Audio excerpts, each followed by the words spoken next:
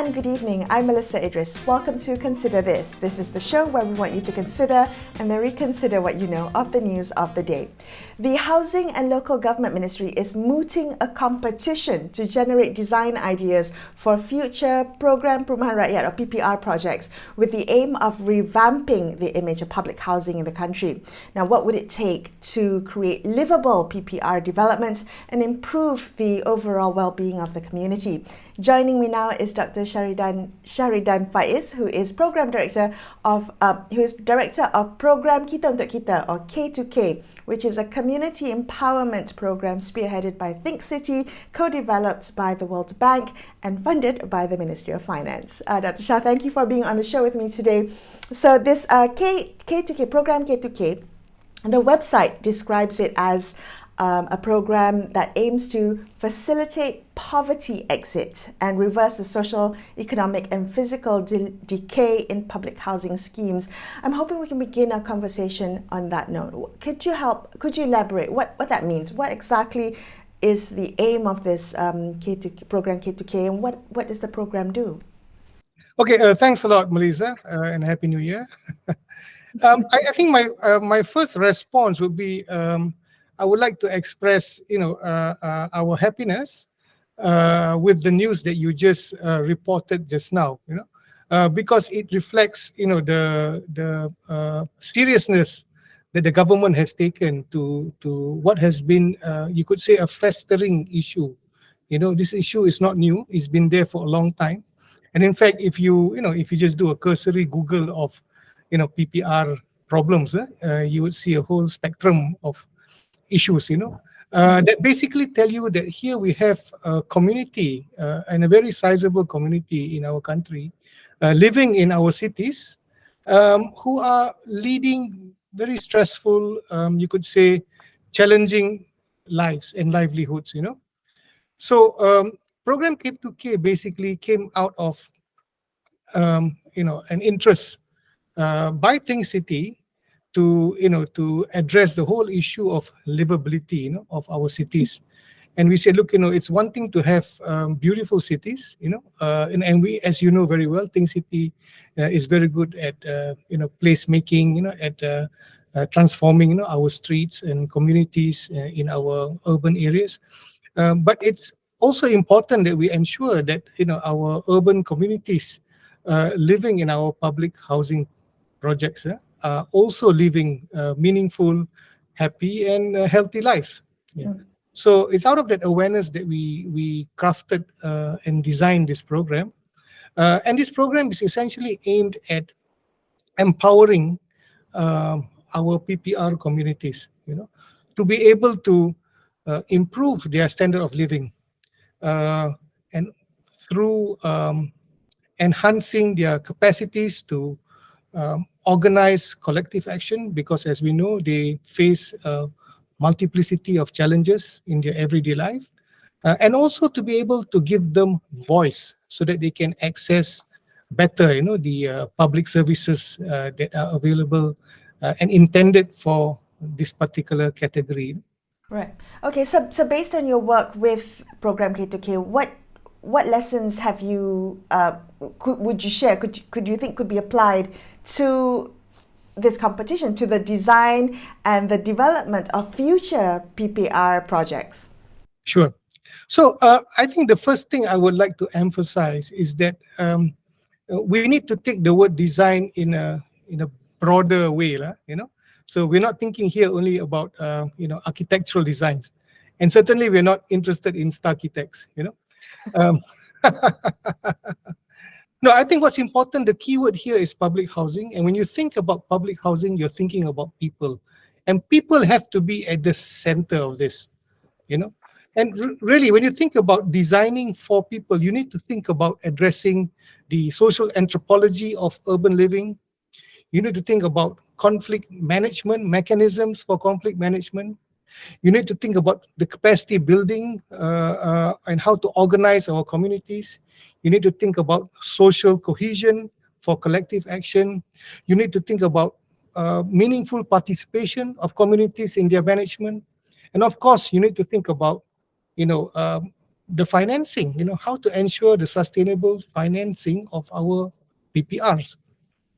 So it's not simply about, having architects draw nice figures on a piece of paper. Sorry, I actually Yeah, love but architects. But it's actually no, about, no offense to architects. it's actually about, addressing and confronting head-on the multi-dimensionality, of poverty, and also of the precarious existence of our communities living in our PPRs. Well, so that's what troubles me with competitions like this. I'm glad that they're getting public feedback or they're broadening the pool for ideas. I like that aspect of it.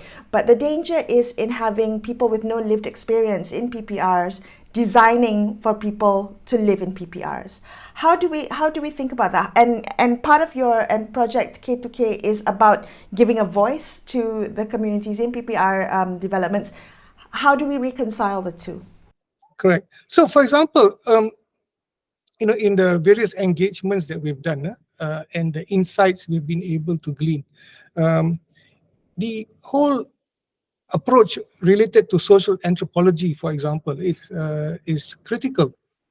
Because you need to understand, when you look at a PPR, it doesn't consist only of a homogeneous population. Rather, it's a very heterogeneous population. And we're not just simply talking about people of different ethnic backgrounds. It's people of different ages, people of different interests. As you know, when you live in an urban environment, society becomes much more complex. The division of labor of modern living in urban settings is very much different from what you find in rural settings.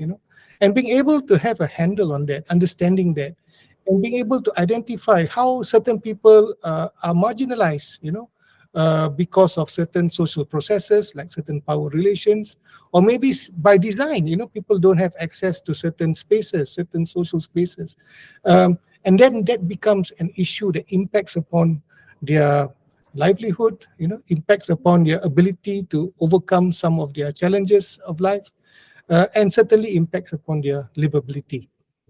So, for example, an interesting study we did found that, and of course, this is a preliminary finding, but it was fascinating. We found that boys in PPR tended to have more friends than girls living in PPR.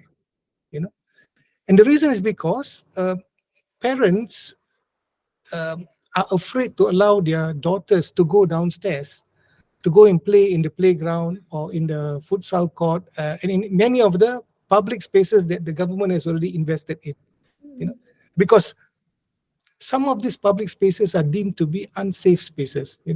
So being able to develop an understanding about space and spatial relationships, and how they impact upon the ability of different social groups in the PPR to be able to interact, to be able to communicate, and construct, meaningful lives and livelihoods is actually a key element. So one of the things we were actually looking in very seriously now is the role of space and the concept of conviviality. What is that? So basically, conviviality is about the relationship that you're able to have with the people surrounding you, right? And a positive relationship. And you could, like the kind of relationship you have with your friends when you sit in a cafe. So similarly, when a group of elderly women are sitting in a park in their PPR, they must feel comfortable, they must feel safe, they must be able to interact in a positive and constructive manner. And when you do that, you're able to establish social cohesion. And when you have social cohesion, you have a stronger community. So in Kita Untuk Kita, the tagline we have really is untuk memupuk semangat kekitaan. So semangat kekitaan is a critical ingredient for our communities to be able to organize themselves so that they are better able to address all those different challenges that they face. Wonderful. I wanted to ask you, because one of the stated aims of this competition, or when it was being mooted, one of the reasons for it was that the authorities wanted to revamp the public image of PPRs in the country. And I wonder what you think that is, why you think that is. What do you think is the public's perception of PPRs? And are there any misconceptions that you'd like to use this opportunity to address? No, certainly. Certainly there is a negative stigma today associated with the PPR. I mean, in fact, the term is budak flat. And of course, it's associated with untrustworthiness, unreliable, a place where there may be a lot of deviant behavior, issue of hygiene and so on. But I don't want to dwell with that because, in the work that we do, I have nothing but respect, for the communities that I see, who, despite all the challenges they have, everything from cramped spaces to infrastructures that don't work, to crime and whatnot, and yet, the resilience they demonstrate, the ability to have a positive attitude to try and overcome, the difficulties they face. I mean, that is very inspiring. And to me, they're actually an example of the kind of community, the kind of drive that we want, in our Malaysian population. Right. So they don't have they are stuck in a certain structural situation, and if you're able to, help them overcome these structural challenges, empower them, you would see some amazing transformations happening.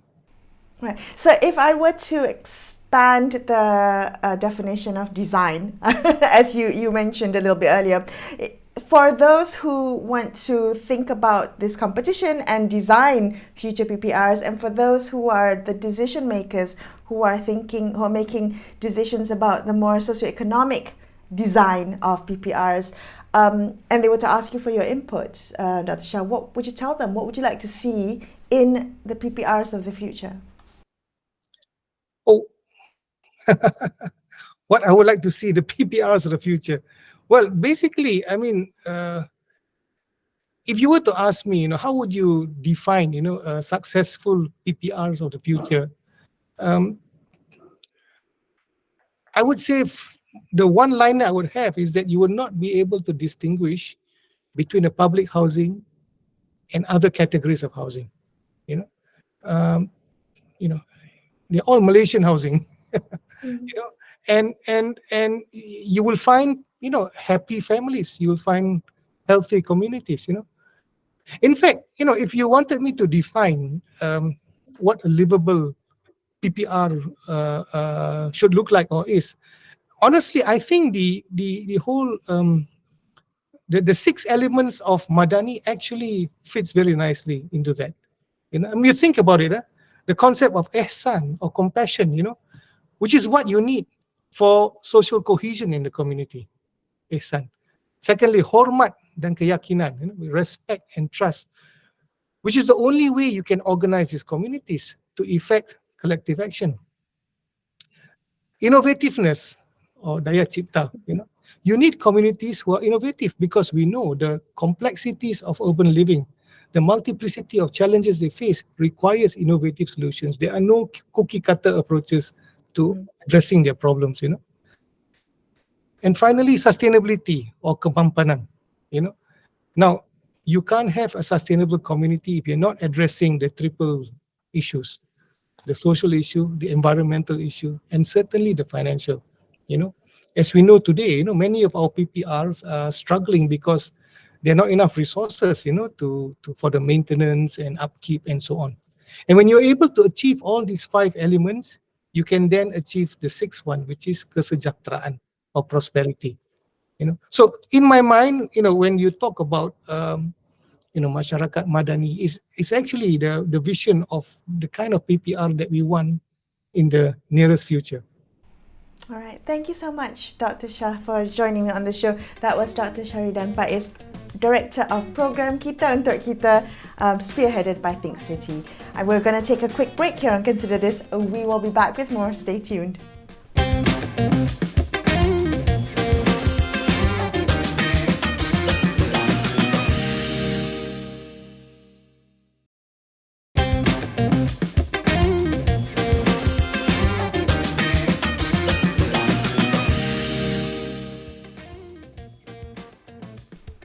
Hi, welcome back to Consider This. I'm Melisa Idris.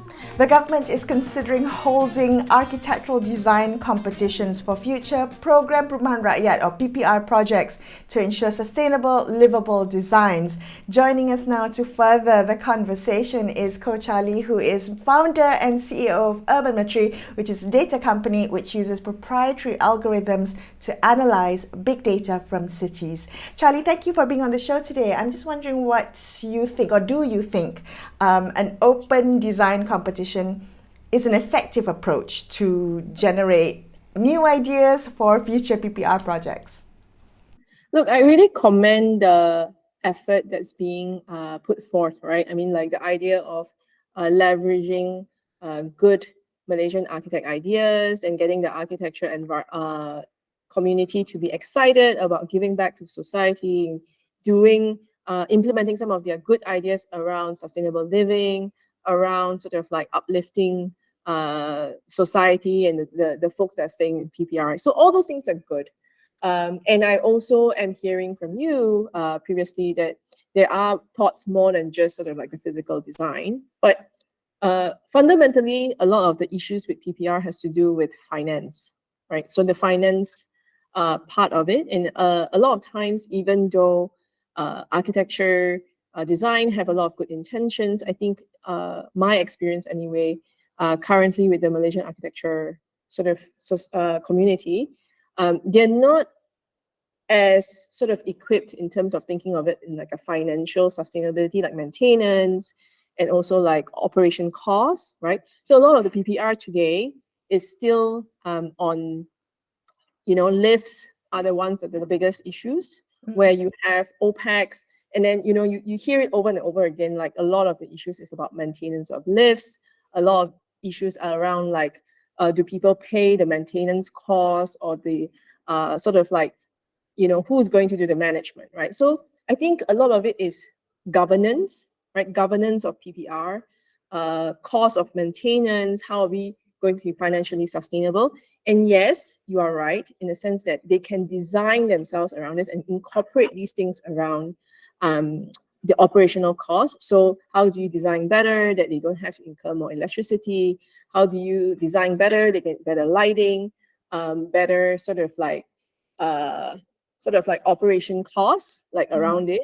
So they could do all those things, but first they need to understand what is the real sort of financial challenges that's around this before they could design it in, right? So I think that part needs to have further study, and maybe those parameters can be part of the competition brief before the designers go on. So for example, maybe one of the parameters that the architects have to work with is, can you maintain sort of like lift maintenance costs to a certain amount?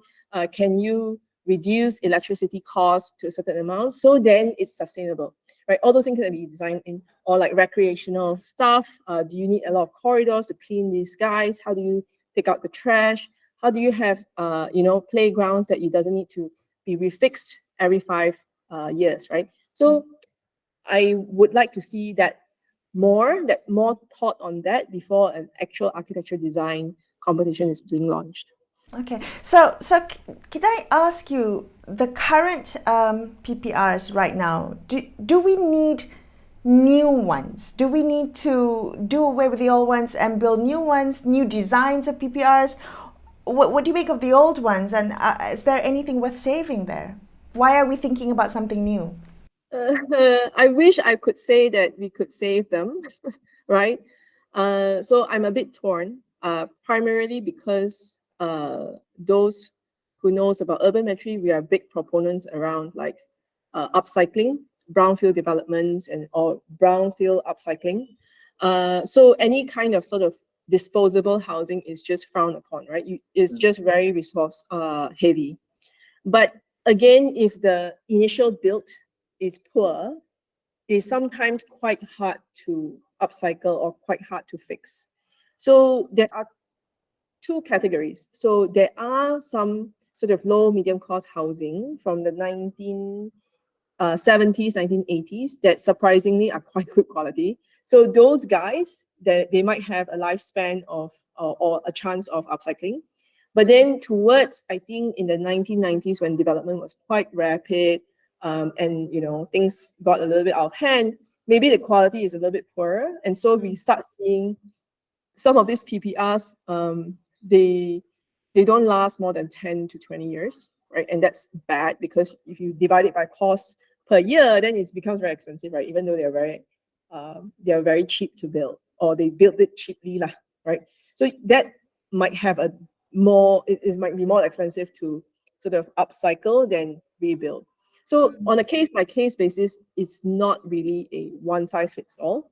But as much as possible, I think folks should evaluate what is the condition of the PPR today. And if there is an option to sort of upcycle or fix, right, just like old office buildings, etc., then that should be your first option before tearing the whole thing down and rebuilding. And when you rebuild, make sure you rebuild it in a way that it will last 50, 60 years versus the 10, 20-year sort of like disposable housing today. And we have this culture of we need everything like high volume, right? I want to have 10,000 units instead of like 1,000 high quality units. We do really need to think as, what is the asset that you want the city or the federal government to hold? Cheap disposable housing, but a lot of it, or better quality sustainable housing, but fewer of it. Right. How might big data help? Is there a way for us to tap into available data or big data to help with some of these decisions, to help think about this differently? Yeah, I am encouraging the government to take a serious look at this, because we do have a lot of vacant housing, right? So a lot of these vacant housing are very good quality, but they are vacant for many, many reasons. Some of them, they are vacant because the cost of upcycling, the cash to upcycle is high. The entry is low, but the cash to upcycle is high. So think about how can you unlock these stock. That's probably faster than you finding a piece of land, finding the design. 4 years later, you have 1,000 housing that might not last another 20 years. These houses could have been there 1970s and 80s, good prime location. How do you unlock the vacancy, right? So that's one. You can use big data to find out how many of these you have. How do you unlock them, right? The second is really just count the diversity of these housing that you have already built, and how can you use the current financial sort of mechanics to unlock them, right? How can you use things like rental vouchers, right? Rental vouchers could unlock a lot of these things, versus we do have this tendency to build our way out of the problems, right? Like, oh, we don't know what to do, let's build a building. I don't know why we do that, but we feel very confident in building. We're just very good at it, I think. We like to build things. And that seems to be under control. And where else, like, data analysis is not traditionally our strength, auditing things are not really our strength. So but that could be a much cheaper and a much more sustainable way going forward.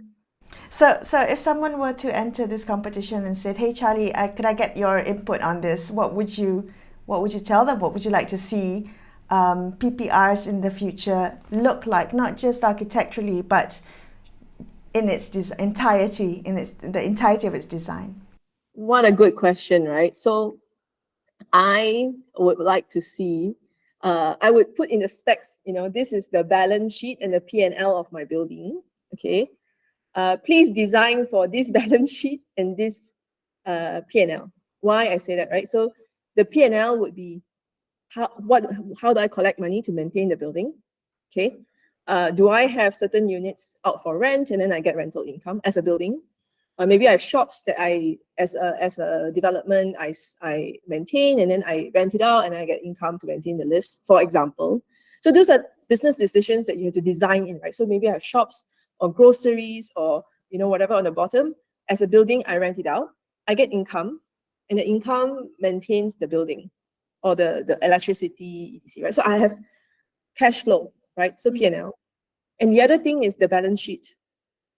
On top of the assets, can I clock in the greeneries, Can I have green areas and big trees and good quality sort of playground? Can I have open parks, etc., that I could clock in as sustainable asset? And maybe I can put that as, I have, 20 really big trees and I'm not going to chop it down, and the city should, value my asset higher because that's my asset, right? I'm maintaining this asset.